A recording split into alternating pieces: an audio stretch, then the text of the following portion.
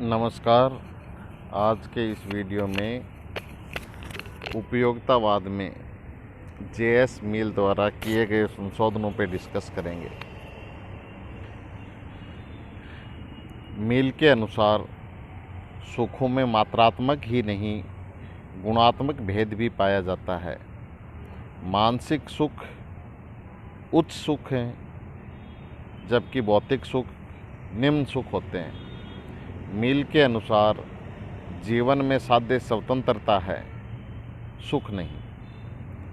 मिल ने सुखों में गुणात्मक अंतर को स्वीकार किया। कहने का आशय है कि सब व्यक्तियों के सुख समान नहीं हो सकते, जैसा कि बेंथम की मान्यता थी। मिल के अनुसार मानसिक सुख भौतिक सुखों से श्रेष्ठ होते हैं। दूसरे शब्दों में कविता पढ़ना, चित्रकारी करना भौतिक सुखों खाने पीने खेलने का सुख से उच्चतर माना जाता है। मिल का प्रश्न है कि एक असंतुष्ट सुकरात संतुष्ट मूर्ख से बेहतर है। मूर्ख केवल भौतिक आवश्यकता से संतुष्ट हो जाता है, जबकि सुकरात जैसे बुद्धिमान व्यक्ति के लिए मानसिक सुख ज़्यादा महत्वपूर्ण है।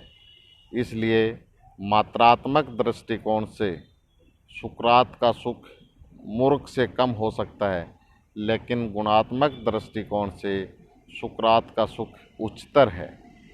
अगर यह प्रश्न किया जाए कि इन सुखों को उच्चतर या निम्नतर कैसे कहा जाए, तो मिल के अनुसार जिस व्यक्ति ने इन दोनों सुखों का अनुभव किया है वही निर्णय कर सकता है कि कौन से सुख अच्छे हैं।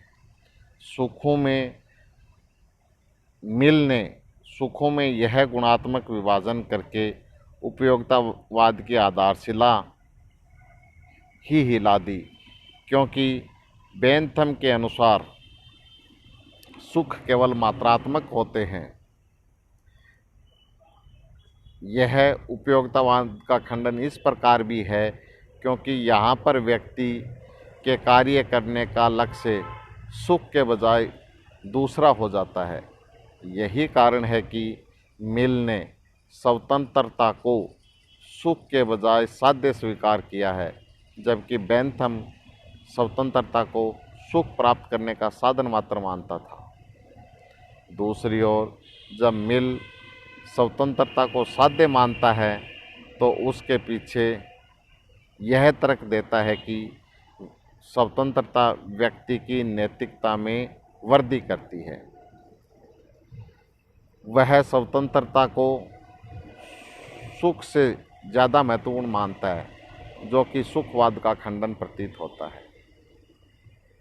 मिल ने बेंथम के सार्वभौमिक अहमवाद में परिवर्तन करते हुए समाज में परंपरा, संस्कृति तथा मूल्यों को महत्व दिया।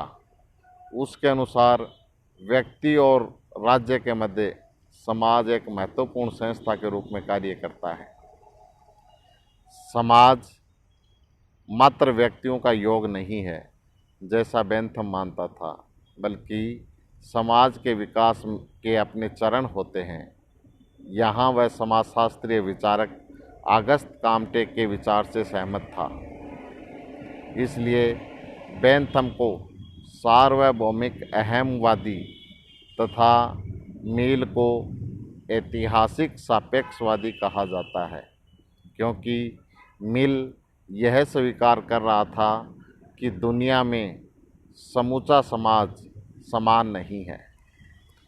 बेंथम लोकतंत्र को मानव स्वभाव के आधार पर स्वीकार करता है, इसलिए वह सार्वभौमिक मताधिकार का समर्थन करता है, क्योंकि व्यक्ति का मूल स्वभाव अपने सुख को ज़्यादा से ज़्यादा प्राप्त करना है, जबकि मिल के अनुसार एक लोकतांत्रिक समाज में ही लोकतंत्र की स्थापना हो सकती है।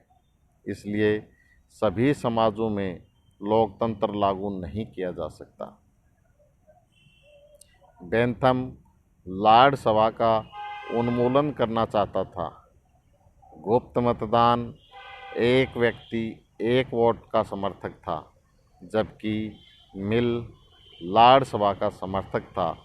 सार्वजनिक या खुले मतदान का समर्थक था तथा संपत्ति और शिक्षा के आधार पर एक व्यक्ति को एक से ज़्यादा मत देने का समर्थक था। लंबे समय में राज्य का महत्व व्यक्तियों का महत्व है। मिल अपनी रचना ऑन लिबर्टी में व्यक्ति की स्वतंत्रता को सर्वाधिक महत्व प्रदान करता है। मिल इस स्वतंत्रता में अभिव्यक्ति की स्वतंत्रता का सबसे बड़ा समर्थक है। स्वतंत्रता का यह समर्थन व्यक्ति को नैतिक बनाने के कारण करता है। कहने का आशय है, मिल कट्टर व्यक्तिवादी है और व्यक्ति की स्वतंत्रता पर कदापि कोई हस्तक्षेप स्वीकार नहीं करता है। इसलिए मिल के राज्य के विचार में भी व्यक्ति की स्वतंत्रता को साध्य माना गया है, क्योंकि वह शासन प्रणाली को लोकतांत्रिक इसलिए स्वीकार करता है कि यह व्यक्ति की स्वतंत्रता में वृद्धि कर सके। उसके लिए लोकतंत्र एक शासन प्रणाली न होकर व्यक्ति को नैतिक बनाने का साधन भी है। व्यक्ति पर इतना ज़्यादा महत्व देने के कारण ही उसने राज्य की यंत्रवादी धारणा को स्वीकार किया है। उसने के अनुसार राज्य का महत्व तभी है जब उस राज्य में रहने वाले नागरिकों को पूर्ण स्वतंत्रता प्राप्त हो सके तथा उनका व्यक्तित्व विकसित हो सके। अतः बेंथम की भांति वह राज्य को विधि व्यवस्था व शासन प्रणाली के रूप में ही नहीं देखता। इसलिए मिल की लोकतंत्र की धारणा को विकासवादी लोकतंत्र भी कहा जाता है।